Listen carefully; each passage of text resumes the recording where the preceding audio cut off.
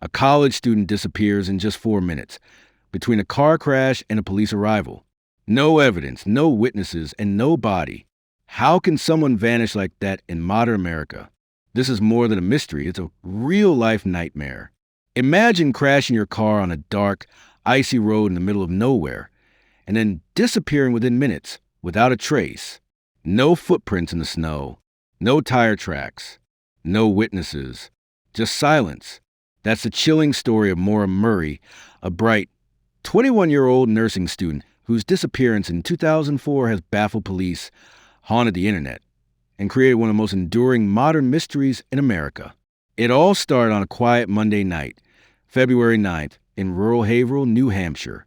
The roads were dark, narrow, and slick with winter snow. Maura was behind the wheel of her black Saturn sedan when it suddenly veered off the road and slammed into a snowbank on Route 112. A local bus driver passing by stopped and offered help. He later told police that Maura seemed shaken, but not injured, and insisted she had already called for roadside assistance. But there was a strange detail. There was no cell phone service in that area. So who did she call? And why would she lie about it?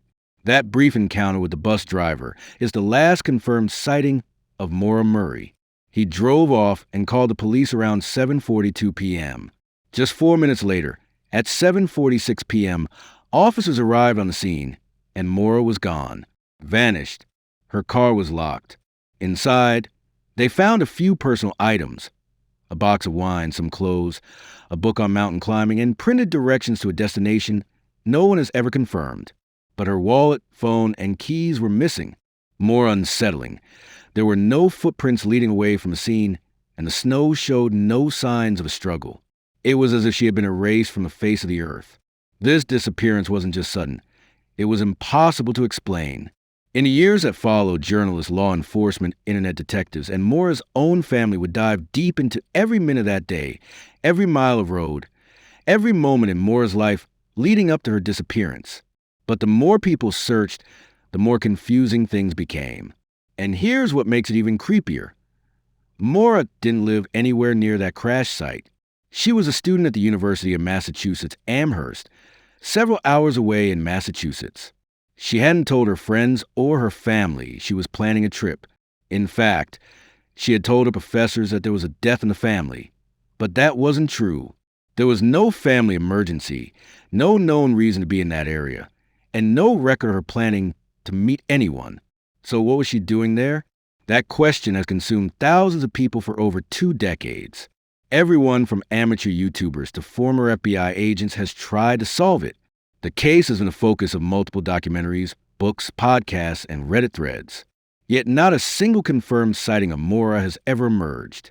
No activity on her bank account. No calls. No official ID use. Nothing. It's as if she stepped out of her life and disappeared into an invisible space between worlds.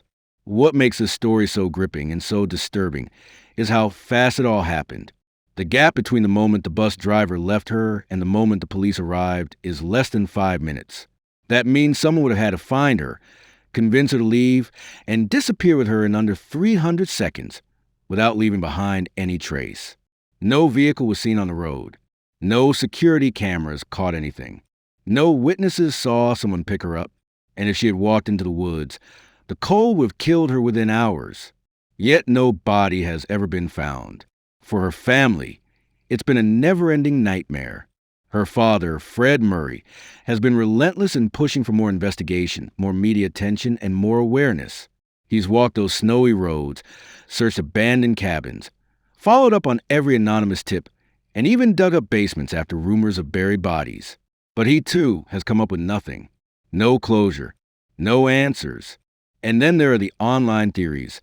Some fascinating, some outrageous. Was she running from something? Was she meeting someone? Was she abducted? Did she fake her own death and start a new life somewhere else? Every theory has passionate believers, but not one can be proven. At the heart of it all, though, is a young woman, Maura Murray, whose life stopped on a winter night with no warning. One moment, she was driving through the snow. The next, she was gone. And the world has been trying to find her ever since. To understand how strange Maura Murray's disappearance really was, We have to look at what happened in the days, no, even the hours, before she vanished. Because from the outside, Maura seemed like she had it all together.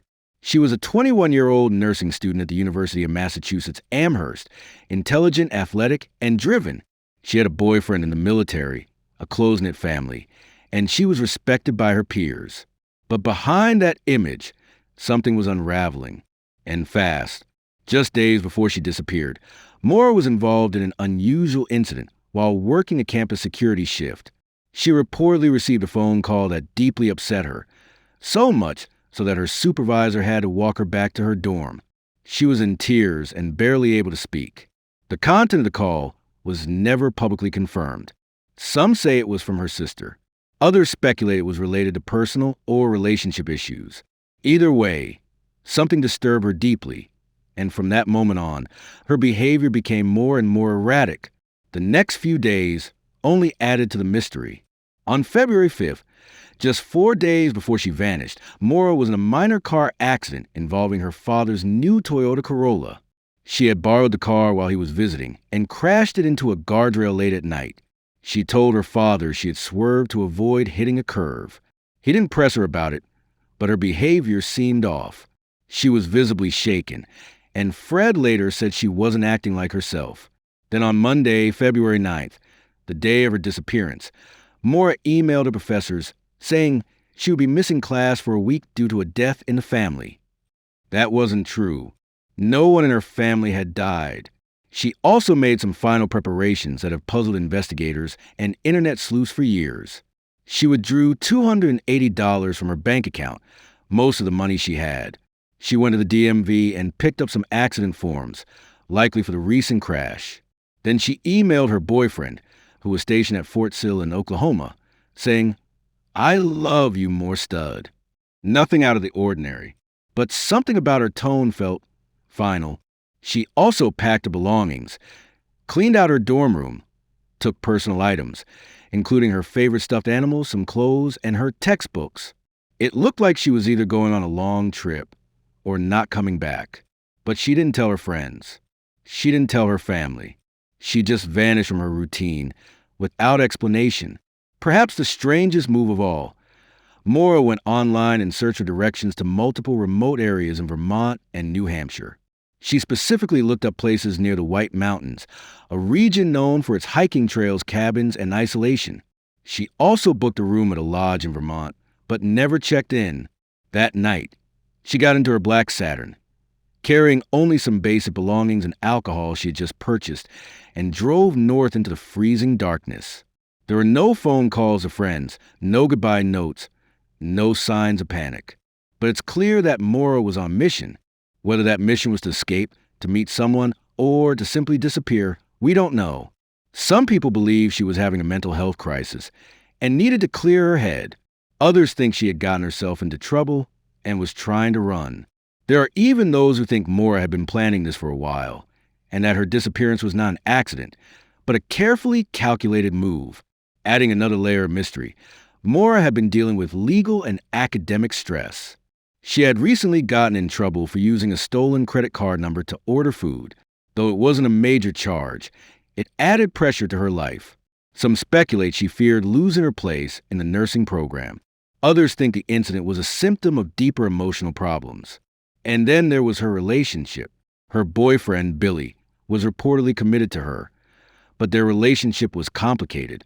Some have claimed there was tension, maybe even infidelity. Phone records show they had been in contact frequently, but what was really going on between them remains unclear. All of these fragments, the emotional phone call, the crash, the odd withdrawals, the email lies, the trip planning, paint a picture of a young woman who was either breaking down or preparing for something significant. But what? A vacation? A suicide? An escape? Or was someone else involved from the very beginning, manipulating the pieces in a way no one could see? Maura's last confirmed digital footprint was that email to her professors. After that, it's just a cold road ahead, a sudden crash, and a vanishing that still leaves everyone asking, what was Maura Murray really running from? Or, who was she going to meet? February 9th, 2004. It was just past 7 p.m. when Maura Murray's black Saturn sedan was seen driving along Route 112 in the small, snowy town of Haverhill, New Hampshire. This stretch of road is remote, surrounded by thick woods and few houses, especially during the dark, frigid winter months. That road will be the last place Maura was ever seen. And what happened there has left everyone with more questions than answers. Maura was traveling east when, just after a sharp curve, she crashed her car into a snowbank in front of a residence near Weather Barn Road. The front of the car was damaged, but not severely. A local man, a school bus driver named Butch Atwood, noticed the accident and pulled over to help. He saw a young woman, who matched Maura's description, standing by the driver's side door. He rolled down his window and asked if she needed him to call the police. She told him no. She'd already called AAA. Atwood found that odd, because there's no cell service in that part of Route 112. Still, she didn't appear panicked or injured. He later said she looked cold, maybe dazed, but calm. He left her and drove the short distance to his house, where he called 911 at 7:42 p.m. Just 4 minutes later, a police cruiser arrived at the scene. Maura was gone. Completely. Not walking down the road. Not hiding in the woods. Just gone. Her car was still there, locked. The windshield was cracked. Both airbags had deployed, and the driver's side was damaged, consistent with hitting a tree or snowbank.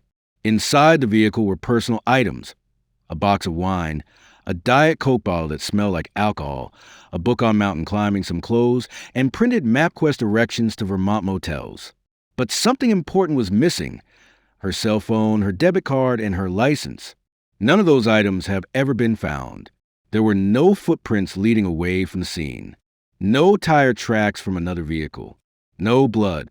No drag marks. Not even signs that someone had run off into the woods in a panic. And keep in mind, it was snowing lightly. Conditions were just right to preserve footprints or any signs of movement. Yet nothing was there. It was as if she had just evaporated. The police immediately launched a missing person search, but by that time, the window was already closing. That first night, there was limited action.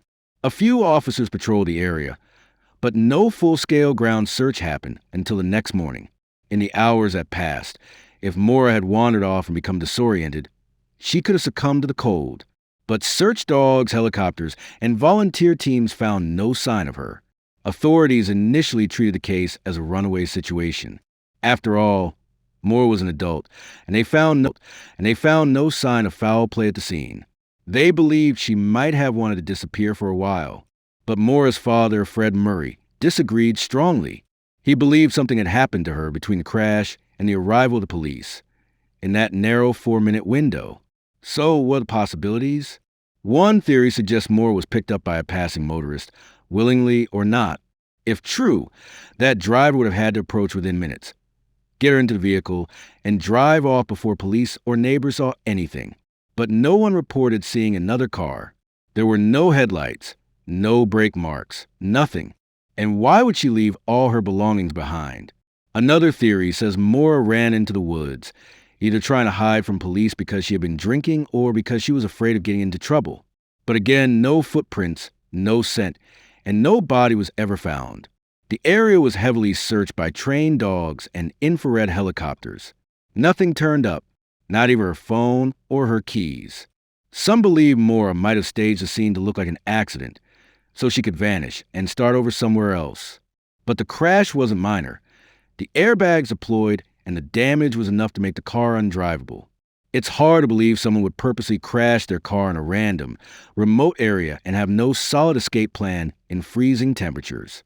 And then there's the idea that she may have been abducted, either by someone following her or by sheer coincidence. Some residents reported strange vehicles in the area days before. Others mentioned a suspicious red truck seen on the road later that night. But no leads from those accounts ever materialized into evidence. Whatever happened, the facts remain brutal and clear. A young woman crashed her car, was seen briefly afterward, and within minutes, disappeared completely. No one has seen or heard from her since. There was no signal, no alert, no scream, just the kind of silence that sticks to a place forever. In the wake of Maura Murray's disappearance, Her family was thrown into a nightmare they never could have imagined. Her father, Fred Murray, became the face of the search, tirelessly pushing for media coverage, demanding law enforcement take the case seriously, and launching his own desperate attempts to bring his daughter home. While police hesitated to label the case as foul play early on, Fred was adamant. Something bad had happened to Maura, and he was determined to find out what. Fred traveled back and forth to New Hampshire for years. He retraced her last steps, knocked on doors, talked to locals, and scoured maps. He publicly criticized the investigation, believing police were withholding information. He said, "They're treating this like a missing person who wanted to disappear. I'm telling you, my daughter didn't walk into the woods and vanish. Someone took her." Maura's family put up posters, organized search parties, held vigils, and made countless media appearances. Over time, though, as leads ran dry and months turned to years, frustration grew. There were no confirmed sightings, no evidence she crossed the Canadian border, no phone records, no credit card usage. It was like the world had swallowed her whole. That's when the internet stepped in. The mid-2000s saw a wave of online forums and blogs dedicated to true crime and missing person cases, and Maura's case quickly became one of the most discussed. Reddit threads, dedicated websites like MauraMurrayMissing.org, and podcasts began dissecting every element of her disappearance. Why did she lie to her professors? Who was she going to meet? Was she pregnant? Was she running from someone? Or something? People online became amateur detectives. They built timelines, created digital maps, compared weather reports, and speculated wildly. Some contributions were helpful. Users uncovered odd inconsistencies in witness statements and revealed timeline gaps that even police hadn't clarified. But others veered into bizarre territory, including accusations against Maura's family members, friends, and even complete strangers. The Murray family had to endure not only their grief, but also a firestorm of conspiracy theories and wild speculation. One of the most persistent theories was that Maura had staged her disappearance intentionally, possibly to escape her life or an abusive relationship. Some pointed the items she took with her, like textbooks and hiking gear, as proof she planned to be away for a while. Others believed she had met someone in secret, maybe a stranger or an online friend, and it all went horribly wrong. There were also whispers that Maura might have fallen victim to a serial killer. New Hampshire and nearby Vermont had seen a number of unsolved murders and disappearances in the years before and after Maura vanished. The most often cited connection was to Israel Keyes, a notorious serial killer who admitted to multiple murders across the U.S., often in remote areas, and claimed to have murder kits buried in the woods. While there's no evidence linking Keyes to Maura, the eerie similarities fueled online suspicion. Adding fuel to the obsession was the fact that so many parts of Maura's story didn't make sense. Why go to New Hampshire without telling anyone? Why lie about a death in the family? Why bring so much alcohol? And a book about mountain climbing? If she was just taking a break, why go to such a desolate place? Over the years, TV specials and documentaries reignited interest in the case. Oxygen released a series titled The Disappearance of Maura Murray, which included interviews with her family, journalists, and law enforcement. The show uncovered new witness accounts, like a neighbor who claimed she saw a man smoking a cigarette near the car the night Maura vanished, but none of it led to a breakthrough. As the digital world latched on, so did opportunists. A few individuals tried to insert themselves into the case, contacting the family with false tips or pretending to have seen Maura. The Murray family received hundreds of hoaxes, from people claiming to be psychics to anonymous callers saying she was alive in Canada or being held in a basement. Each tip brought hope, followed by crushing disappointment. Through it all, Fred Murray never gave up. In interviews even a decade after her disappearance, he said he still believed Maura was out there, alive or not. He needed answers. He campaigned for renewed searches, begged the state to release sealed case files, and even tried to get the FBI fully involved, claiming the local police weren't equipped to handle the mystery. But as of today, the Murray family has no closure. Maura's case remains officially unsolved. And while the online community is still very active, every promising lead has turned into another dead end. The deeper you look, the murkier the story becomes. What started as a simple case of a young woman who crashed her car has grown into something much bigger. a symbol of how easily someone can disappear in America and how the search for truth can spiral into obsession. But for her family, it isn't about Reddit threads or theories. It's about one thing: bringing Maura home. It's been over 2 decades since Maura Murray disappeared on that cold February night, and the case remains one of the most baffling mysteries in American true crime. With no arrests, no confirmed sightings, no physical evidence beyond the crash, and no answers, the question remains as chilling today as it was in 2004. What really happened to Maura Murray? As the years passed, theories multiplied, each trying to make sense of something that refuses to be explained. One of the most widely debated is a voluntary disappearance theory, that Maura wanted to escape her life. So she planned everything meticulously, left behind all distractions, and started over somewhere else. Supporters of this theory point to her withdrawing nearly all her cash, searching for remote lodging, and lying to professors about a family death. They believe she needed space, maybe from school, from relationship stress, or from something darker. But that theory comes apart when you consider the conditions. Maura didn't pack enough for a permanent disappearance. She left behind her passport, most of her clothes, and brought no winter survival gear. She didn't use her debit card or phone again. There's been zero activity on her social security number, and no confirmed sightings in over 20 years. If she did run, she left everything and everyone behind permanently. Another leading theory is that she fell victim to foul play. The remote area where she crashed is eerily quiet, surrounded by miles of forest. There are very few houses, long stretches of road without streetlights, and minimal cell service. If someone had followed her or stumbled upon her shortly after crash, they would have had an easy opportunity to act without witnesses. Some locals claimed they saw a suspicious red truck in the area around the time she vanished. Others said they heard screaming in the woods days later. But none of these claims were ever verified or linked to real evidence. Then there's the accidental death theory, which suggests Maura left the scene on foot, possibly to avoid getting a DUI if police arrived, and wandered into the woods, where she eventually succumbed to the cold. But extensive searches using helicopters, cadaver dogs, thermal imaging, and hundreds of volunteers found nothing. If she died near that crash site, it's almost impossible to believe she wouldn't have been found. The snow that night was minimal, meaning footprints should have been visible. Yet there were none. And despite multiple searches in every direction, not even a glove, shoe, or scrap of clothing was ever located. More disturbing are the rumors and whispers from locals.